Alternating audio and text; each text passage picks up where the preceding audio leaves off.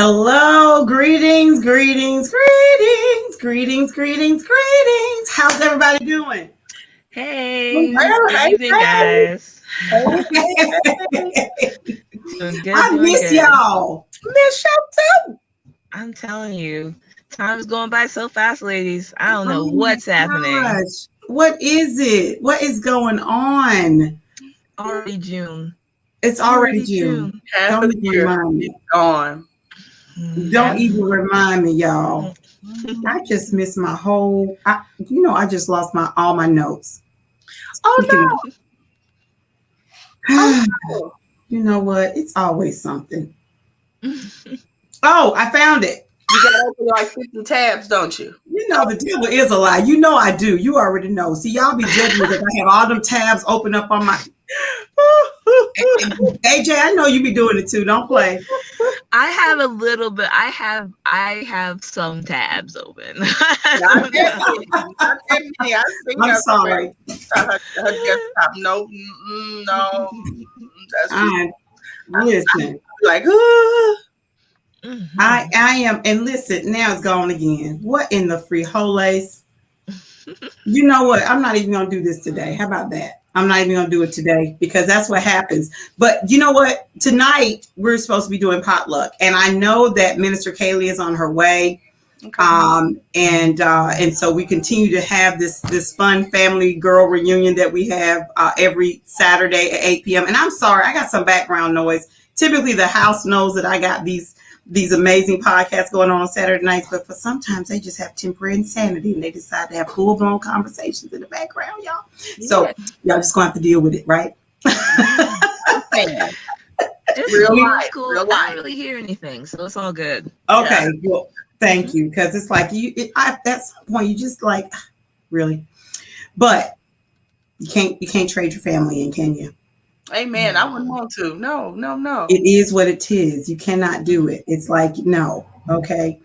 But I first of all, let me just say this again for those that are popping on new tonight. I am Evangelist Dr. Denise Barrett. I'm the host of ImPowered Woman, and I'm always excited to have these pretty real, no frill conversations with these sisters, and they are from all generations. Okay, we do have a few generations that we're still working on filling in.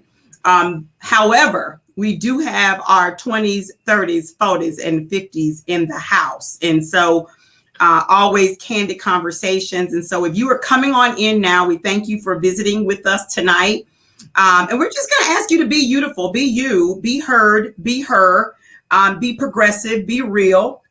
And the outcome that you get on this podcast is that you will be heard. Okay. And so we do ask that you put some positive, progressive comments in the comments box. Tonight happens to be the night that we're going to be doing potluck, right? So we're going to be talking about a whole bunch of different things. And so we're just asking that you chime in. If it's not for you, share it. Okay. That's how we kind of keep this whole positive progression, mentor, mentee, support system that we have, movement that we have.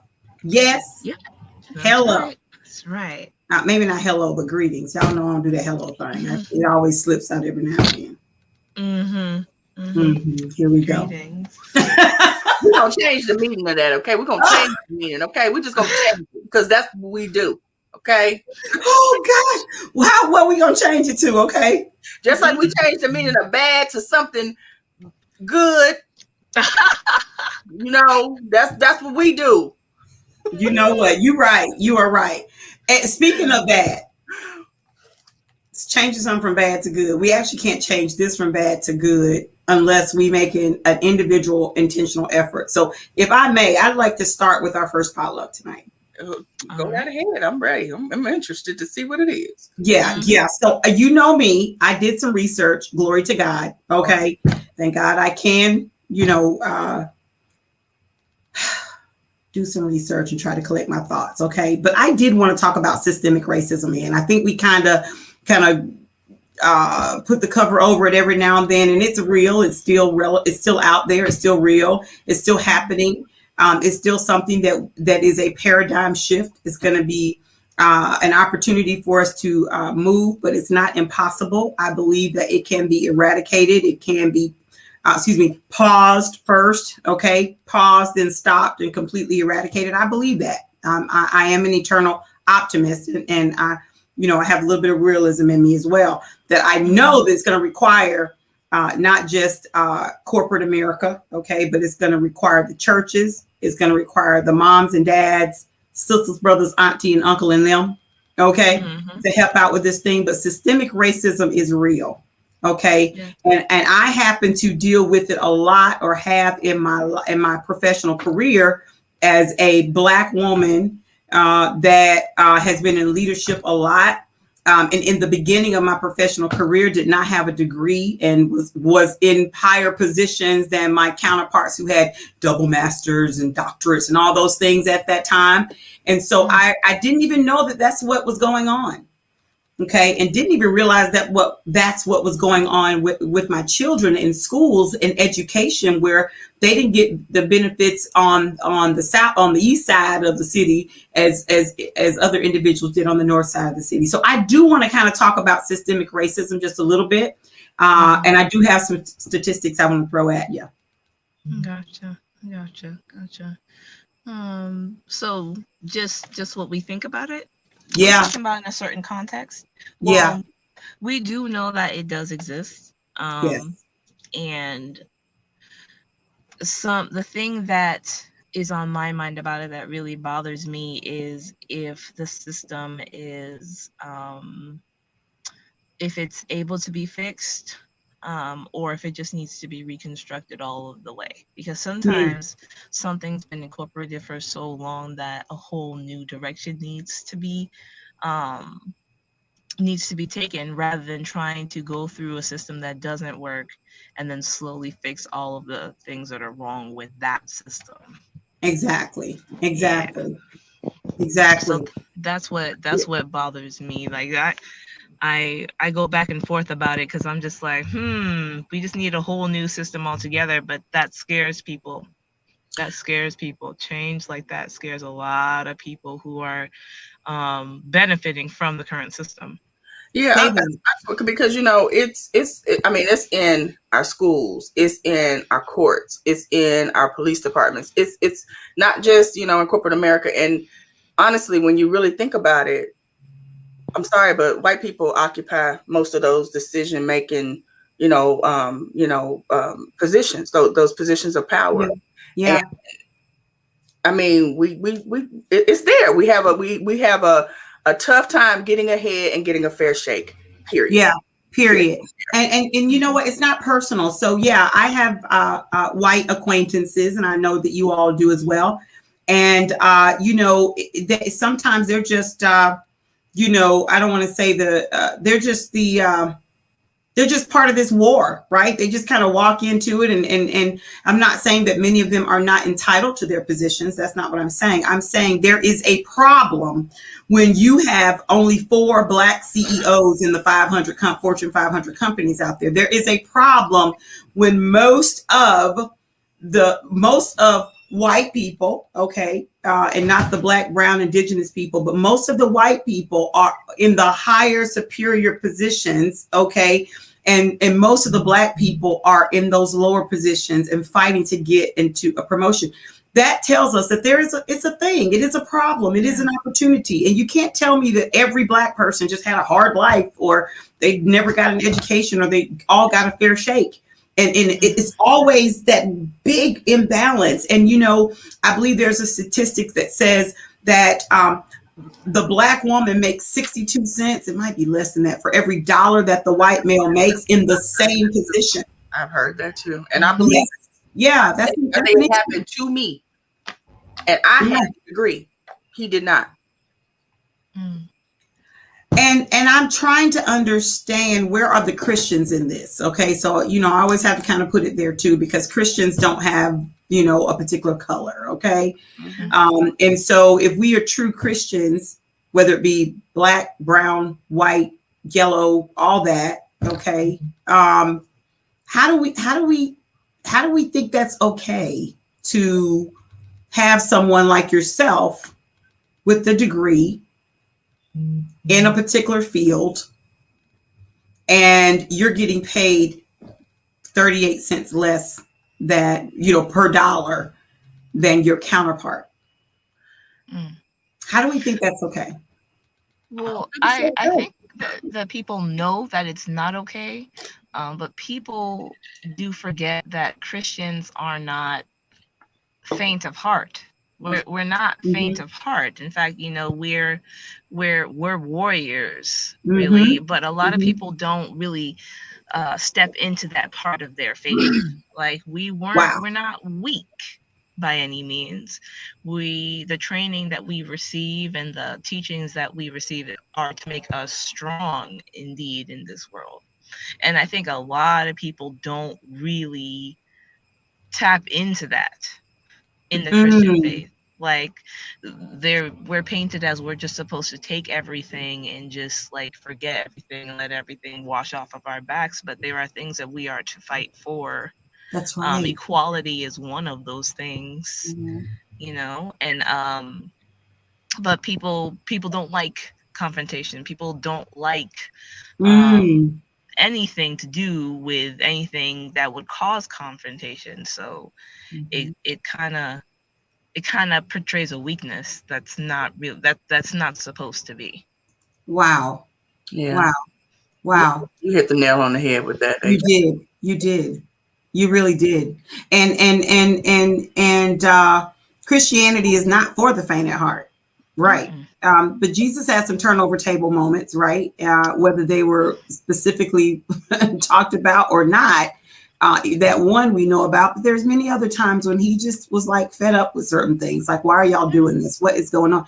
And you're right. I don't want to say you're right. I want to say I agree with you. Okay. Because a lot of people might not agree, but I agree with you that a lot of us don't want change. And a lot of us are benefiting from the fact that, well, Denise, I'm going to allow Richard to get this benefit, but I'm not going to allow Denise to get it. And then if Denise expresses her concern, then she's an angry brown woman. And if Richard does it, then Richard is expressing himself. And Richard is just supposed to get that better opportunity.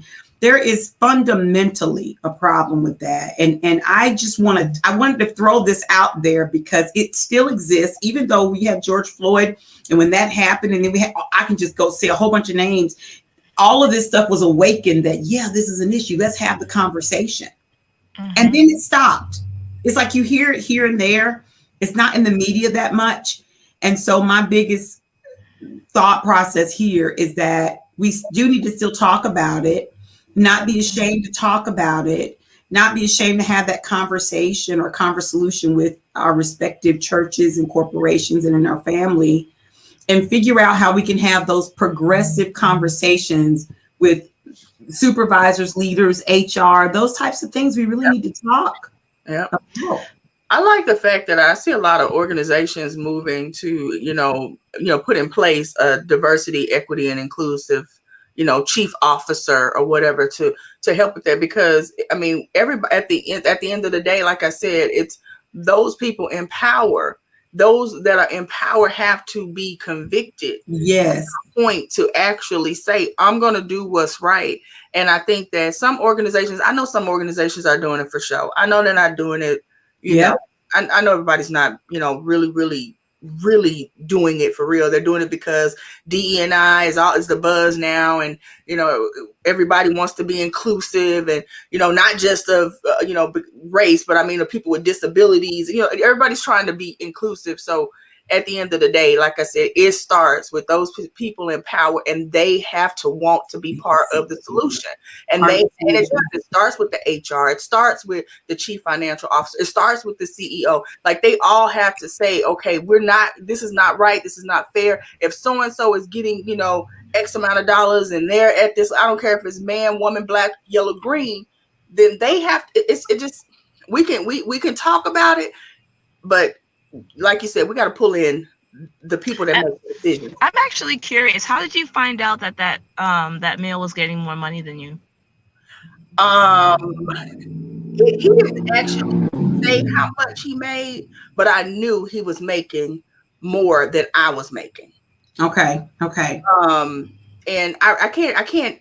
We were just having a conversation, and I mean, he was not only was he making more money, but he was like getting off on certain days of the week. He had it like in his contract that he could leave early every Friday at 2:00, and like, I mean, like, he had all of these things built into his contract, but you know, and maybe I didn't know to ask for those things up front, but I know he was getting more. He was paying for a home that was that was a whole lot more than what we could afford. A lot of the things, just our conversations about the things that we would talk about, talking about tax brackets, stuff like that. I could just tell that we were not paid on the same level. See, and I guess so. From a factual perspective, he was making 6. I was not. I'll just say that he's making 6. Wow. I was not. Oh wow. Say that. That's interesting. And you have a degree and he did not in that field. But now, but they could always use that. You had way more years of experience. Well, I mean, okay, so I've been paid more in the past for having more experience than someone with a degree. Yes, in a particular field. That is very true. Mm-hmm. But I don't think there should be a huge disparity between. I just don't. I don't know. I don't. I think there's a fine line when it comes to, systemic racism, though, and you got to make sure they need to make sure that everybody in y'all scenario is being treated the same way. It's equitable. I shouldn't say, and I don't like to say the word fair. I don't, I kind of get stuck on that word a little bit every now and then because, a lot of things aren't really fair, but it should be equitable, right? Yeah, we started as contractors, and it was so many different things that happened. We were looking at hiring someone else, and we were talking about the rate at which they came in. He kind of mentioned that, well, I did that same rate. Boom, that right there, that told me you was at 6 because that's what she was asking for. The applicant that we're looking for. And I mean, and then you negotiated to where I'm not going to even come on permanent until you keep my rate there. You know what I'm saying? Like, it was so many different things. Wow. But I don't know. I don't know that it was. I don't know. It could have been just experience, and I did at the time. Honestly, I got to admit, I chalked it up to he has more years of experience, and that's what we do. Let me just say this: most of the time. And well, I'm going to say 2 things. And I see AJ, she's ready. She's about to tell us something because she's in this church. She asked you that question for a reason. So I'm going to give her a minute on that. Let me say this. Typically when there's a job description, because I'm a hirer and I hire people. Mm-hmm. Typically on a job description or a job posting, hear me clearly, family out there. It says a degree here or equivalent experience. Mm-hmm. It doesn't say, and then you've got the starting, mid, high, and you're able to typically negotiate. Mm-hmm. Okay. And then if you've got a combination of a degree and some experience, it's sometimes, it's six in one hand, half a dozen in the other. I mean, then it becomes where that hiring manager has the autonomy to just say, bloop, I'm going to give you 10, I'm going to give you 5. Exactly. And here's wherein lies the opportunity. And this is where I really want, and this is what I coach individuals on all the time, to have the conversation, right? The conversation has to be had, whether you wait until before you get hired or after you get hired, in the midst of you just, doing a whole bunch of success, and you decide to have the conversation then. But the conversation has to be had because, number one, it needs to be documented. I'm not a lawyer. I'm just a coach. And I've been through this before. And I look back over my career where I didn't say anything. I chucked it up too until I realized, wait, how are you going to do that? That ain't cool, And I had to be very careful in my delivery because of that stigmatism or stereotype on the Black female. So I had to be very cautious with my conversation or my delivery because I didn't want it to come across any way other than authentically an issue, right? So I do want to just kind of throw that out there to everybody. Have the conversation, find out, what happened and why, and they are going to ask, how do you know what they were getting paid? Mm-hmm. Mm-hmm. They're going to ask that, and just, you know, and we have to have our facts together as well, right? You know, but even if you inquire, it has to be investigated. It has to be talked about. Mm-hmm. We worked together for 6 years. So over, you know, just over that span of that 6 years, and we, you know, became close, and you talk about it. But another thing too, I think, you know, another factor was the fact that I came from a much less, like my job before that, I was being paid way less. Okay. And, you know, that factors in too. Like when they hire you in, they want to know what you were making at your last position. Right. They don't want to jump you up, you know, 50,000. Right. I think it was a lot of things that factored into that, but I just felt at the end of the day, once I learned what I learned as time went on, I figured, okay, two things: male, white, I'm Black, I'm a woman. So I mean, yeah, it's a combination of all of that, unfortunately. And AJ, you want to say something? I'm gonna get these statistics together real quick. I'm about to read them to you guys. Well, I do know there's one particular statistic that says that white males hire white males, right? Mm-hmm. So if you already have a society where white males are in charge, it just crosses my mind that, number one, they're going to hire, you know, more white males. But then also, if they get pressured into hiring someone else, it's kind of like, okay, we'll give them less pay, you know, so we can shift our funds to hire more white males. You know what I mean? Right. It crossed my mind, like, people do things because they're either forced to. People do things because they're forced to. Mm-hmm. Especially when it comes to business. People don't want to do anything that's out of the line because it'll be either one, more work, or number two, it won't work out in their favor in the end. Mm-hmm. So to avoid those things, people will go to great lengths to avoid certain things. Mm-hmm. But it really does, it gets to me because unless there's an HR group, right? And HR will be like, they'll interview you, they'll set things up. If you have any grievances, you come to them, et cetera, et cetera. Mm-hmm. But HR knows these pay scales. Exactly. You know, HR knows what's going on. Yeah. So I even question HR sometimes because I'm like, well, you know that this is happening. You personally know that this is happening and you're letting it happen. Yeah. And a lot of times we play the safe zone because we're afraid to talk to HR. But again, remember, it is documented. And that's what they are. HR means human resources. I mean, they are there to help us just make sense of it, you know. Mm-hmm. And I think because so many of us have, to your point, AJ, we've kind of, you know, I remember being told this before from an HR person at a company that I cannot name for many reasons. That so many of you throw the race card. So sometimes we have to be a little bit more cautious about, you know, your inquiries and our response to your inquiries. And I said, that is the most racist comment I've ever heard in my entire life. I have not even said anything about race to you, but it must be something that's come up. Exactly. And I'm concerned because I just want to understand, figure it out, get the, you know, the 411 on why these employees across teams are talking about the disparity of their income. Why are they talking about it? What happened? You know, you have to have the conversation. And let me just say this because it is still a thing. Everybody who's listening now, you do need to have the conversation. We do need to be very cautious about how we deliver those conversations. You want it to come as sincere as possible.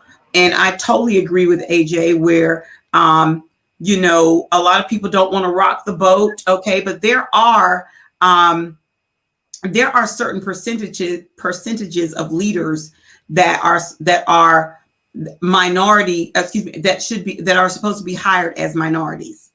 And that includes by race and by sex. Yep. Okay. That is your HR people know that. I found that out from our HR personnel at one company that will remain nameless. Okay. And they specifically said to me that we have to hire a certain amount of individuals in leadership levels, in sub leadership levels. And, because I remember vividly at the other company, it was just kind of interesting how I was the only Black female leader, and there were probably 400 or 500 brown, Black, individuals in customer service. Okay. That were potential leaders. They were just answering the phones and doing stuff like that, but they were nowhere near leadership. And then all of a sudden, when someone made an inquiry about it, then a whole bunch of miraculous promotions came up. Okay. And so sometimes you have to have the conversation, because to your point, people are hiring their own, and we're not hiring our own. Okay. That are qualified. Hey, sister, what's up? Hey. Hey, how are you? How are you all doing? We are good. How are you? I'm great. beYOUtiful.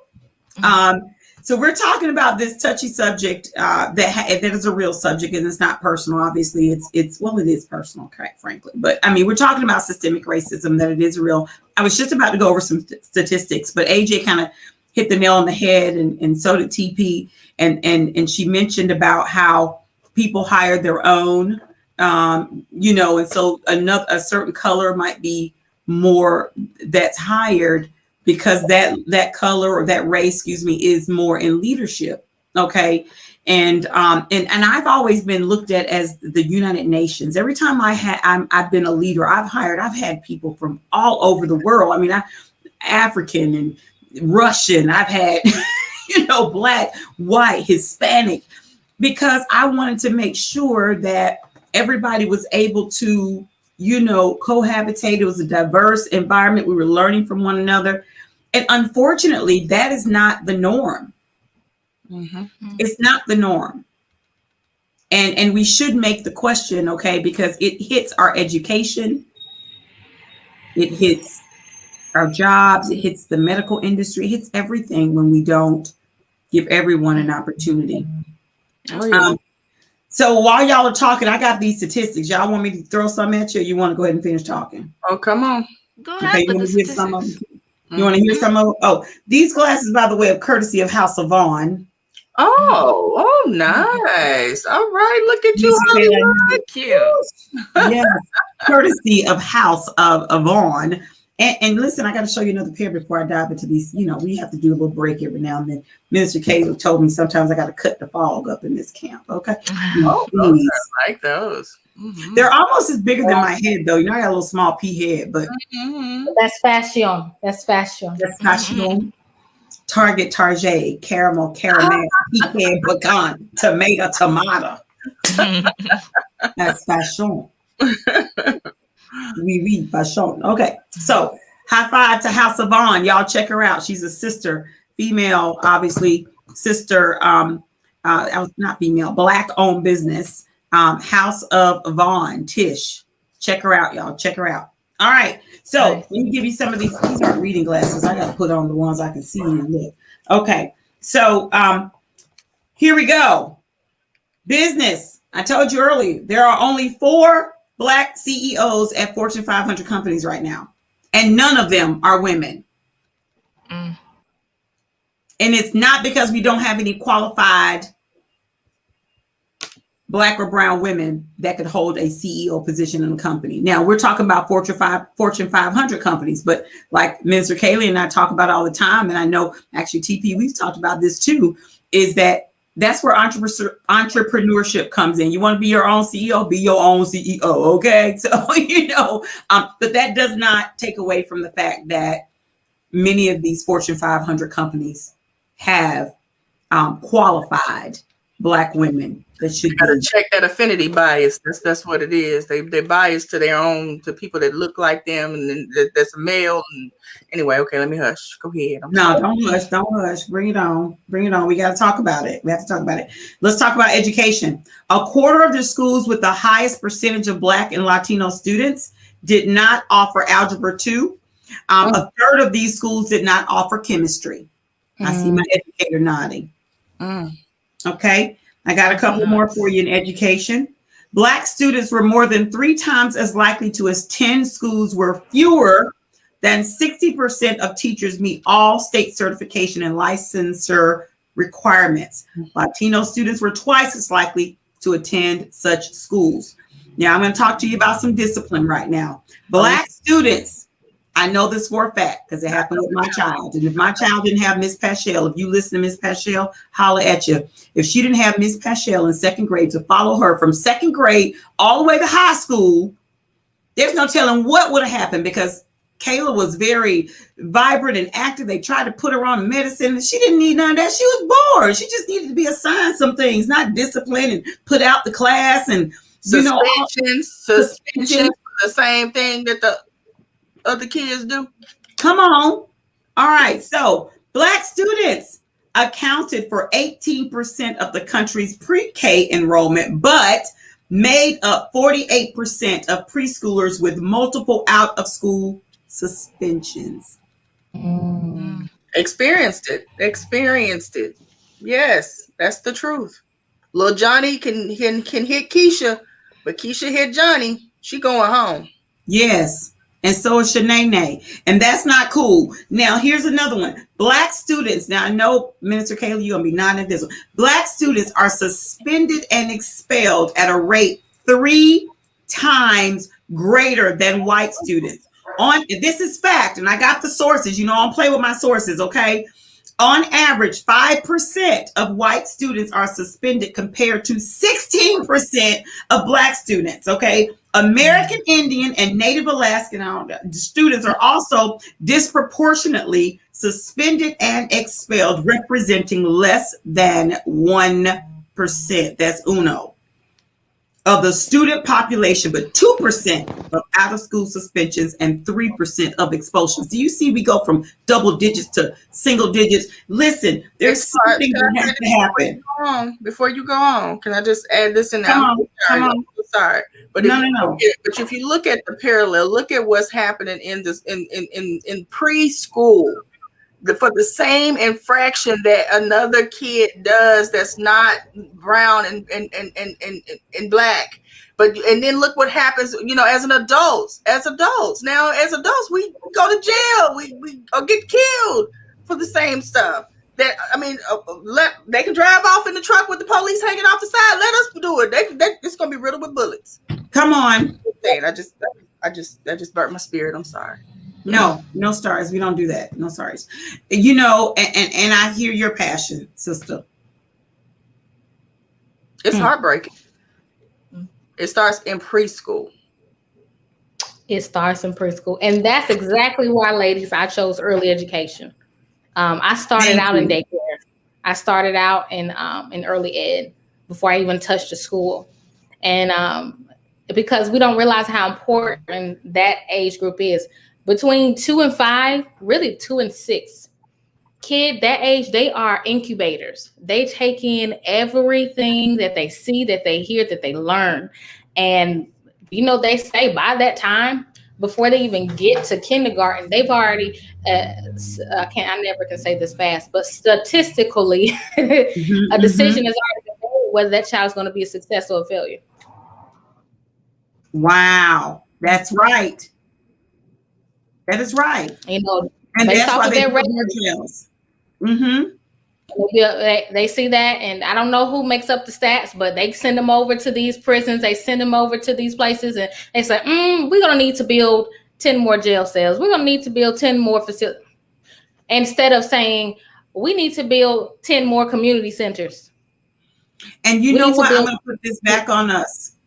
And those of you that are watching, you know me, you know us here at ImPowered Woman. I'm going to put the responsibility for a lot of this back on us and how we raise, teach, coach, mentor, all of that are young people. To like Sister Minister Kaylie just said, the reason why she went into early education. So as parents, as educators, as clergymen and women, all that, what conversations are we having? We can't possibly just be, and I'm guilty of this. Just go to work, come home, don't have a conversation. And I had to switch that thing around really quickly. We got to have conversations with our young people. Yeah. They're building more prisons for you, brother. So here's how we got to roll. You want to be an entrepreneur? You want to go to college? What you want to do? Let me talk to you about having a conversation. Let me talk to you about how to handle conflict. Let me talk to you about what's going to happen in the workplace. Let me talk to you about, we got to talk about that stuff. And where are the community centers? Where are they? I went to the Boys and Girls Club, whatever, all the different clubs, YMCA. What happened to all of those community centers? We got churches. We have churches. Well, that's true. Yeah, that's true. That's true. I'm going to keep saying it until I'm blue in the face. It's bigger than what's on the inside. We got to bring those from the outside in. Back in the day, I'm about to get emotional. Back in the day, I don't know if y'all experienced this, but back in the day when I was a kid and I had some stuff going on. Okay. Raped at 16, mom out there, dad out there. It was just when I tell you some stuff going on, taking care of my grandma who had Alzheimer's, I barely could take care of myself. But you know what happened every single Sunday? A little yellow bus and a little green bus would come pick me up for church. That one. All right. And those women and men, listen, I didn't feel comfortable enough to talk to them about certain stuff because there was some stuff going on in church too. I just have to say it. But listen, that was my safe haven. My grandma made sure, listen, we saw her praying.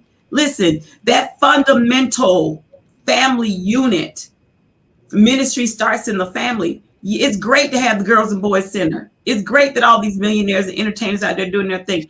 We have to get back to the basics. Y'all who listening, we got to get back to the basics, y'all, because we're in a dying situation right now. We are. And it's going to take some serious people who not just talking about it, but they being about it. Evangelist, I have a question though, ladies. I have a question. When did we stop? Can anyone identify the time where we stopped? Like when? Because I grew up, for me, it wasn't Boys and Girls Clubs. For me, it was Girl Scouts. So I was heavily in Girl Scouts. After school, we had our Girl Scout meetings. But, even looking on the outside, I see Girl Scout leaders aren't the same anymore. I had an older woman named Miss Teresa, and she spent her last on the 25 of us that was in my Girl Scout group. And on top of that, she was white. And she, to this day, is a blessing in my life. And majority of us are little black girls in Clayton County. And she took us around the world, meaning, United States. She took us out of the country once on a cruise, but she made sure that we had that real well-rounded knowledge of being, that we could be more than just a hairdresser and anything. She's amazing. So I'm trying to figure. I can't remember when it stopped because you get older, you stop doing that. You do clubs with school, you do all that. But I cannot remember, ladies, when this community thing stopped. When I grew up, we had Hoops for Fitness because I'm in the South Side. Hoops for Fitness was in the building now, a big old place. If I had the money, I'll buy it today. But I'm pretty sure it may be like $1 million, maybe under in this market. But it's a big old lot. I mean, Target size. And you go down Terra Boulevard, it still says Hoops of Fitness, and it's closed. So we had all those things, and I'm not, and I'm not that far from the generation behind me in age. And now it's like I don't see none of that stuff. So I'm like, ladies, when did this stop? If anybody can answer, when did the communities stop? Well, that's the thing, Minister Kaylie. It started dying after us. It was slowly on the way out with us. The funding for these places, it's all about getting, the funding. It's all about money. So having someone on the team who's able to, be a grant writer or find the funding, HBCUs have trouble with that too. Like They do. HBCUs have a hard time getting money from the government, which they should not have a hard time. Right. There are so many, there's a huge difference between the facilities of non-HBCUs and HBCUs. And Wow. it's crazy to me. It is absolutely nuts. You know what? What about the people, AJ, the alumni?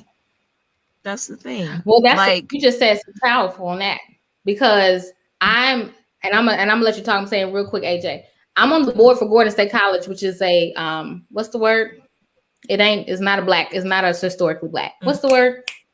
Anyway, It's not a state college. It's Gordon, there's a name Gordon for State it.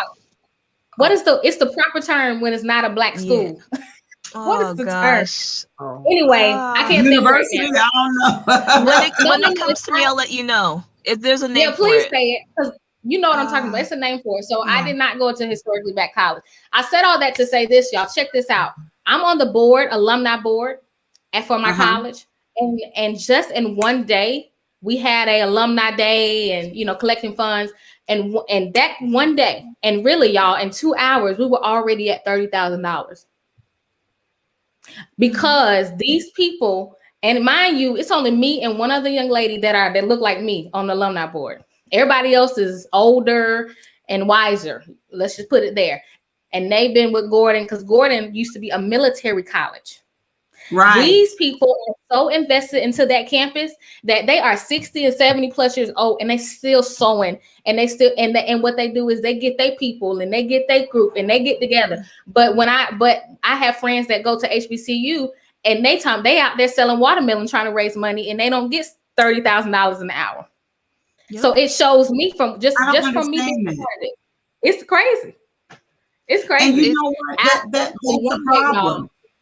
It was only one day, and we raised $60,000. Wow. The thing is, like, they're which HBCUs and they just have trouble getting money from the government and funding, and it's not something that they should have trouble with over this length of time. HBCUs are not new.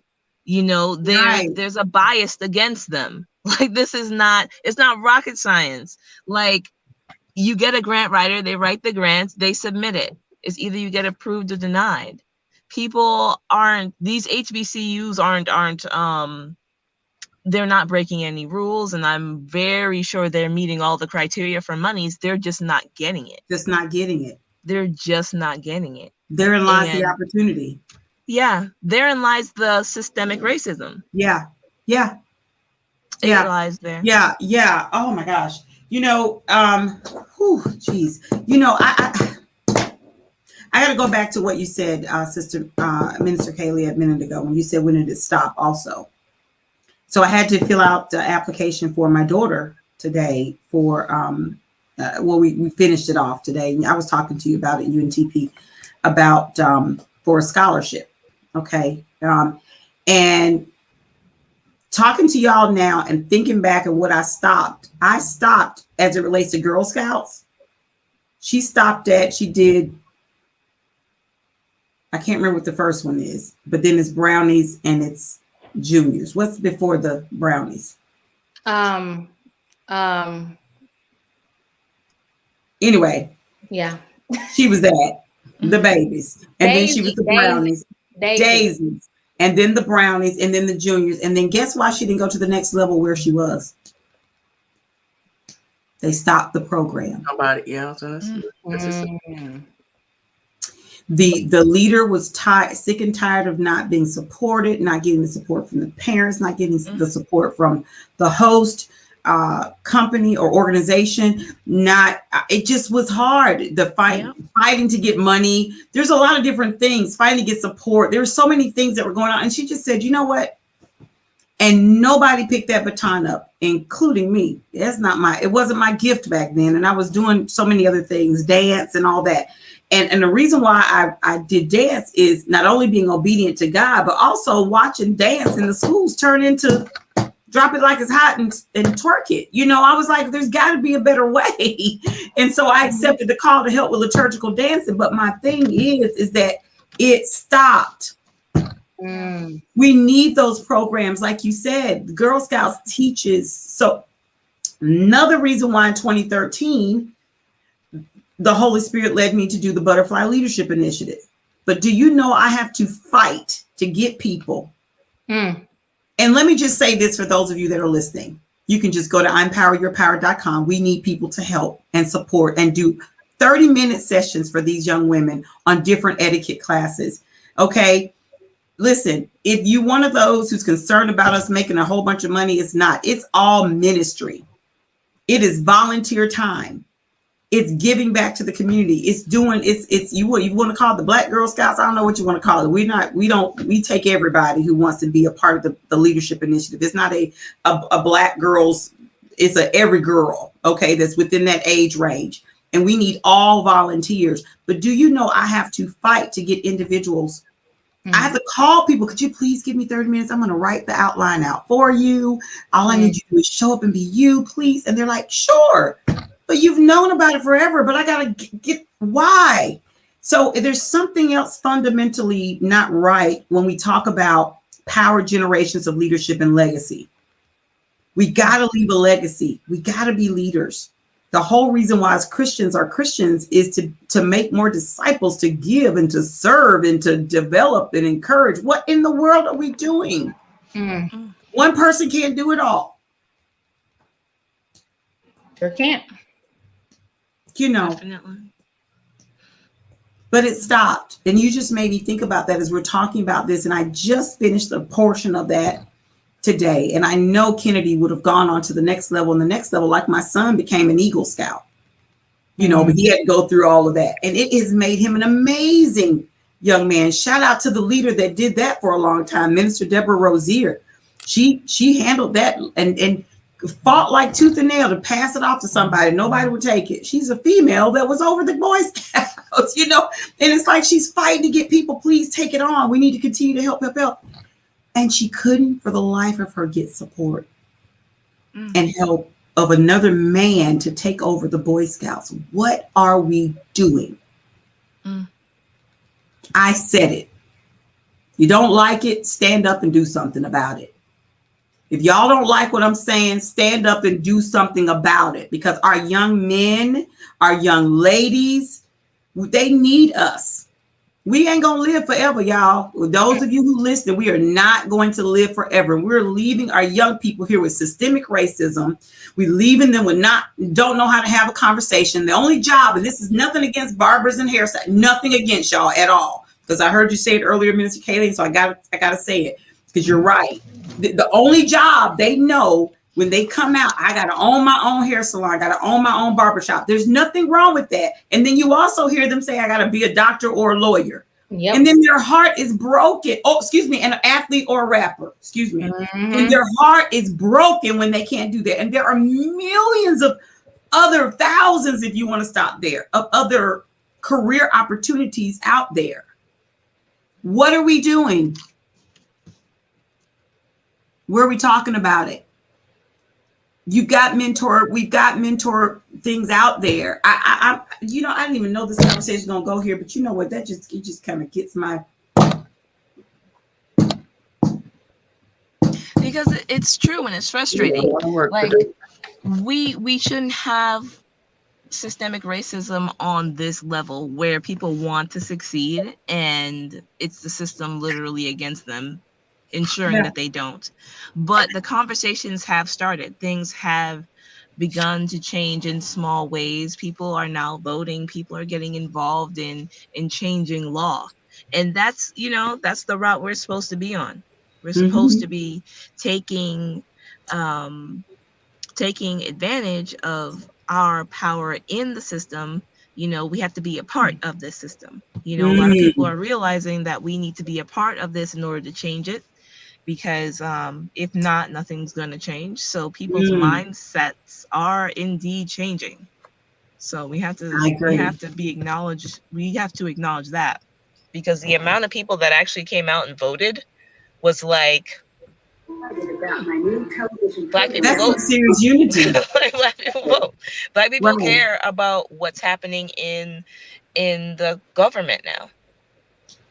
Interest is So growing. think about if we did that unity with everything else, though. That's it, and that kind of goes back to one of you all said, when did it stop? That was humanist. That goes back to that too, AJ. Like, how do we get that? What can we say, do, organize to get that unity back on a consistent? I mean, that type of unity with voting, we need that with mentoring.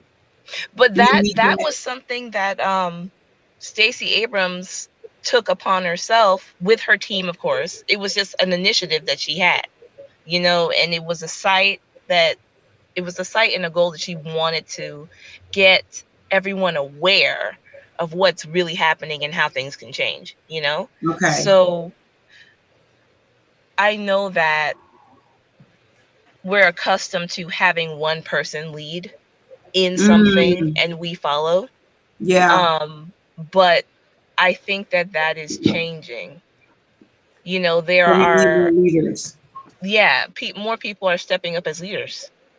More people are like, okay, if I can't be a part of this system, I'll make my own system, or I'll be an entrepreneur. I'll do the change. So, like, it's happening. It's not as fast, right, as we would like it, but it is happening. Where the leaders at? Where y'all at? It's definitely happening. I mean, at this rate, it'll be 100 years. I'm just saying. I should be able to see in my group of people, okay, in my group of influence, my circle of influence, AJ, my circle of at my job.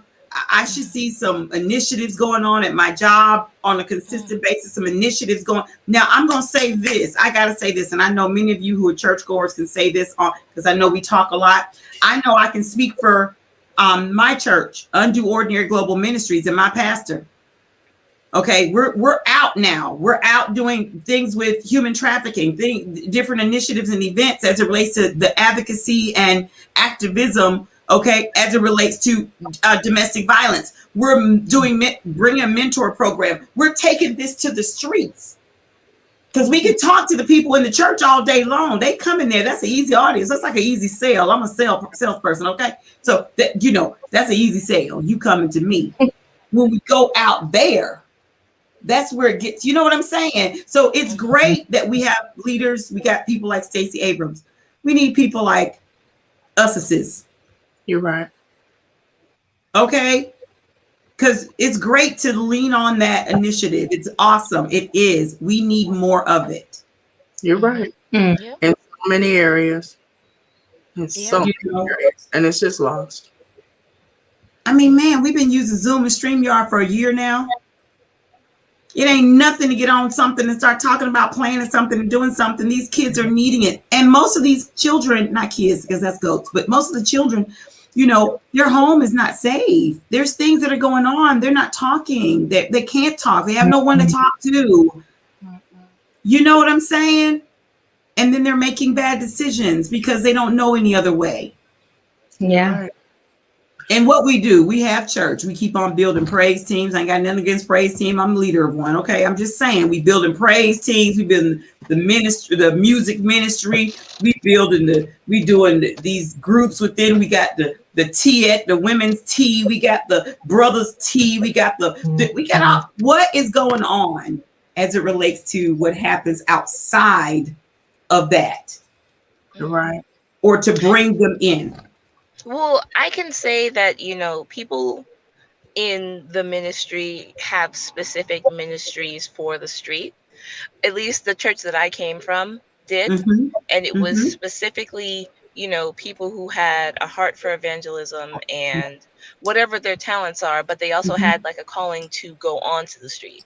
So people would actually be trained on how to do that, because it is a skill. Communication is a skill, and to be able to talk to people in different settings is also a skill.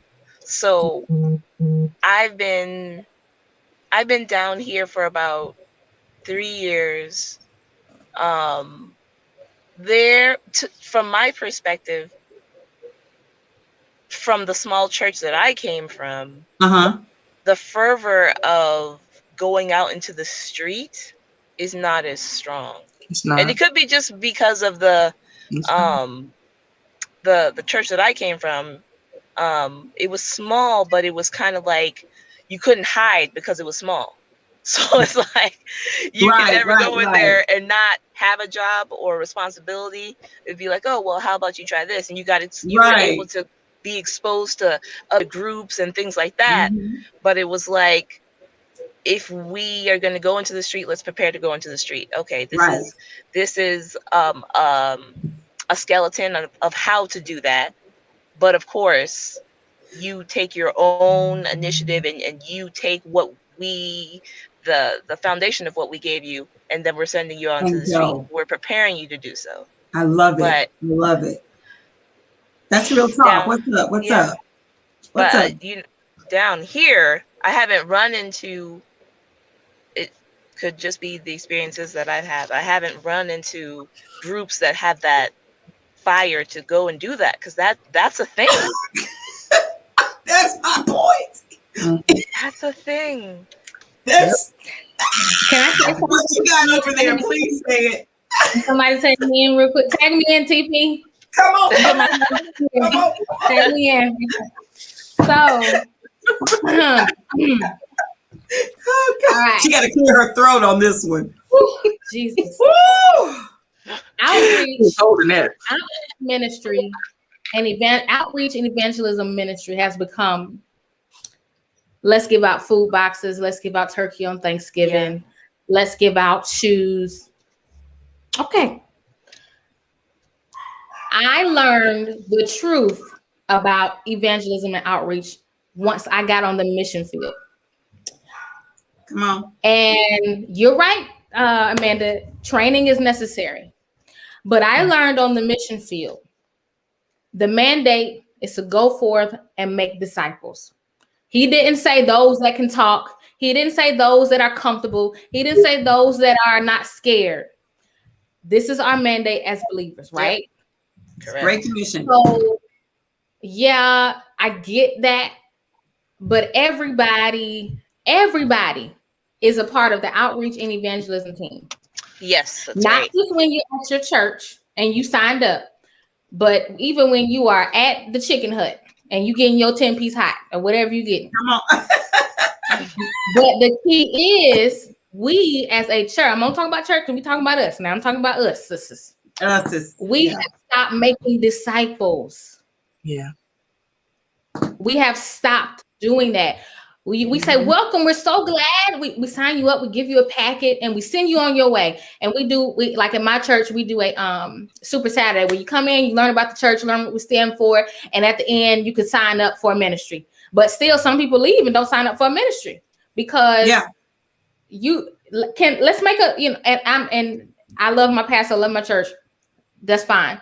But I think the gap is in all churches is we forget to disciple. Mm-hmm. My pastor is really big on now. Hey, all my ministers, you need to get your group and you connect with them. You call them, you talk with them. Any new members that come in, hey, what's up? A couple of weeks ago. Yes, I'm sorry. No, you're fine. We now are assigned people. So we have a list. When we got new members, we got a list and we call and we disciple them to the best of our ability. But it's still according to that person. They still right.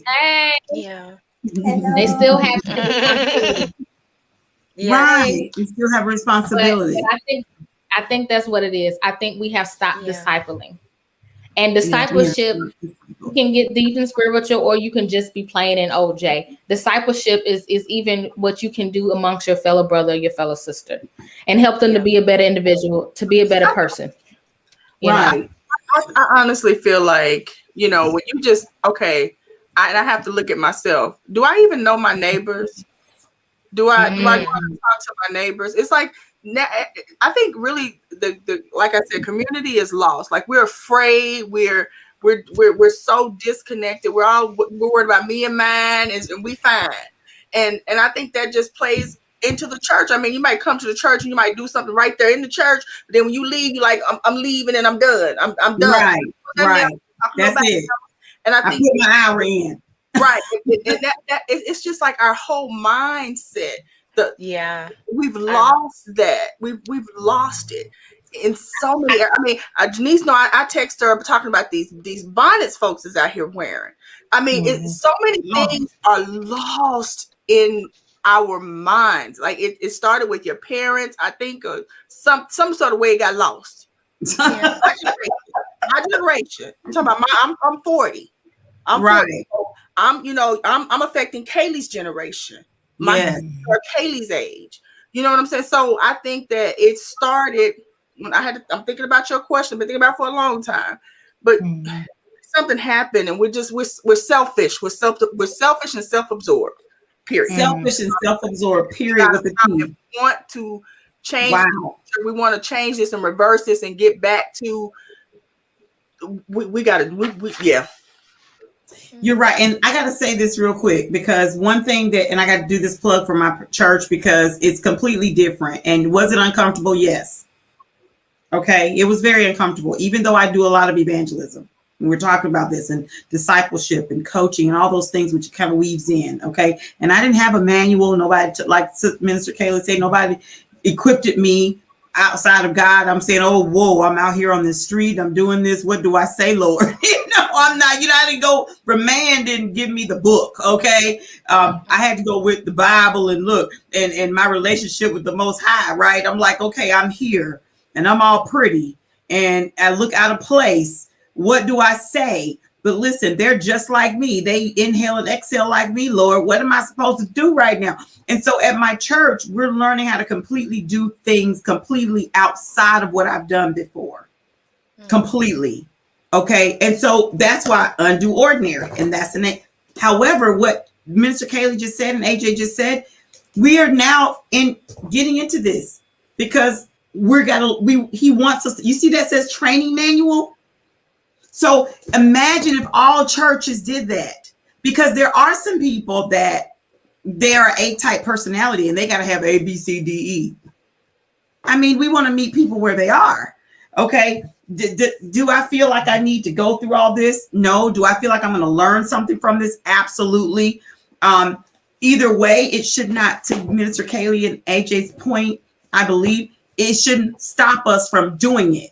And discipleship is mentoring. Discipleship is coaching. Discipleship is having Zoom calls with 50 people on it. You're just talking about life and how to have conversations and how to deal with different types of diverse situations and, circumstances, all that. And you're right, TP, what happened?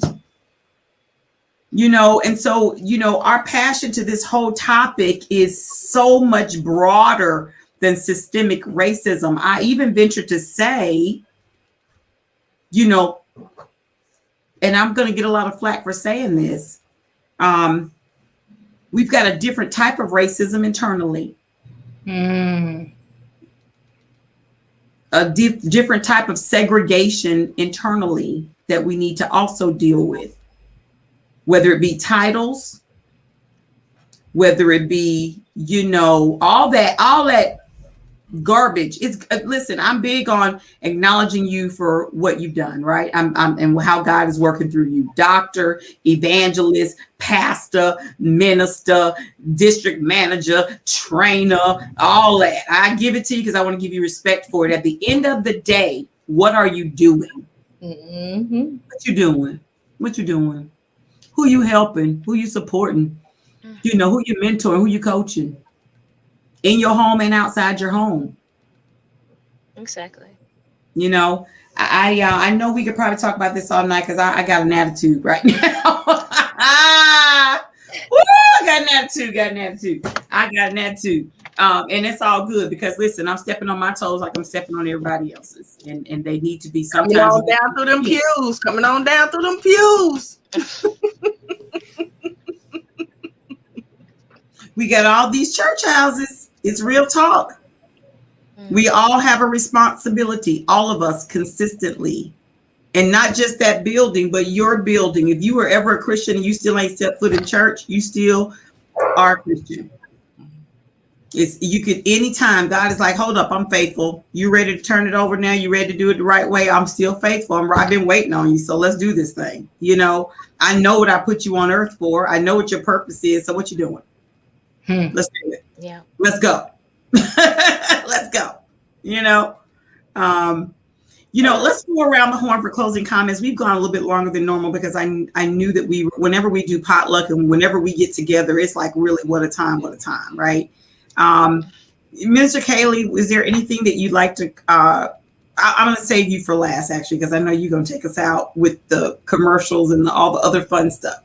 AJ, anything you'd like to close with, sister?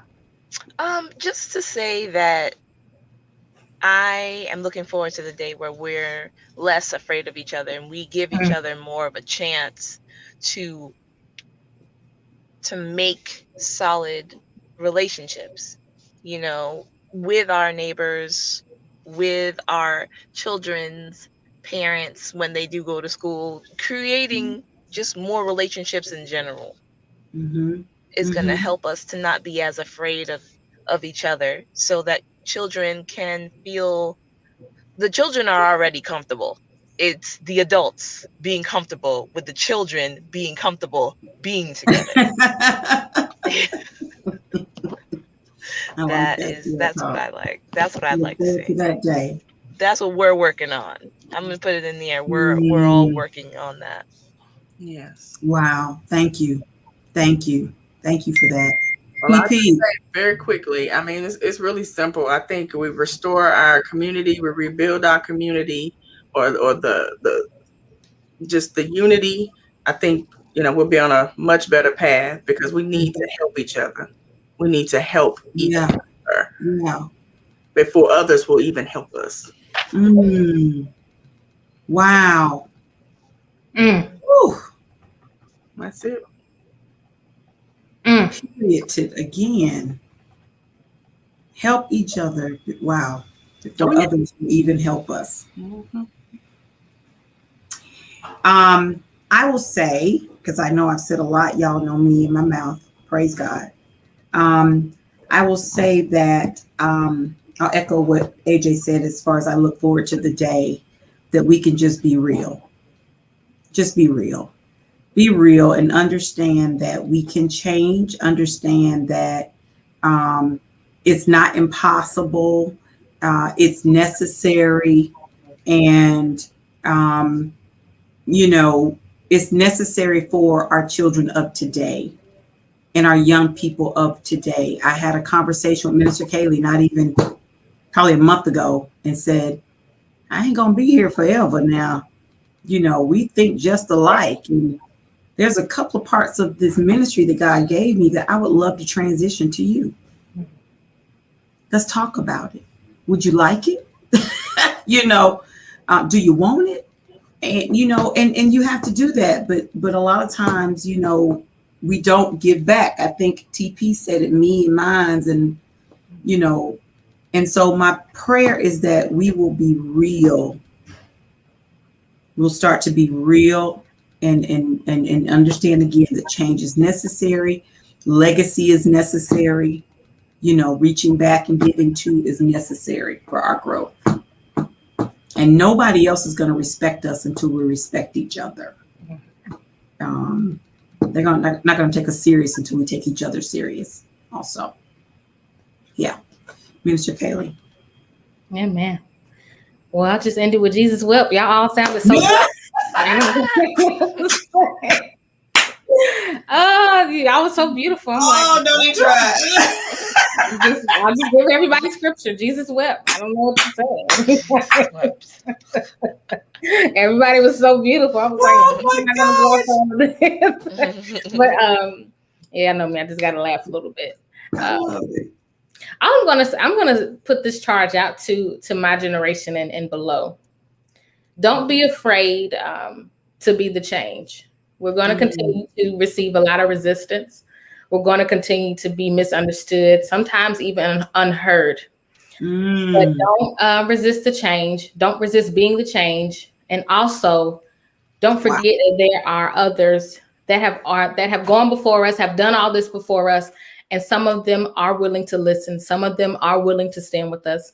Some of them are willing to grab us by the hand and take us through. We just have to be open and available into receiving that. So, like TP said, like Amanda said, like Evangelist said, I look forward to seeing it. I hope I'm here to see it. I hope I don't have to wait till I'm older to see it. I hope I can see it as I'm still active in youth and I hope I can actually be a part and not sitting on the sidelines because of Wow. life. Wow. So Wow. that's my charge, and the Lord is faithful, and Jesus wept. Amen. Amen. Amen. Amen. You gonna close us out with one of these commercials, sister? We'll see y'all next week, Saturday, 8 p.m. Eastern. Again, you might see us on Thursdays or Tuesdays too, so stay tuned. The only way to see it is to hit that notification bell. Okay, go ahead and subscribe on YouTube. It don't take but a hot second. They ain't gonna charge you nothing for it. Okay, we don't get no money for it, but it keeps you with the notification so you know we're coming on. And let's just chat about it. We'll see you next time. Bye.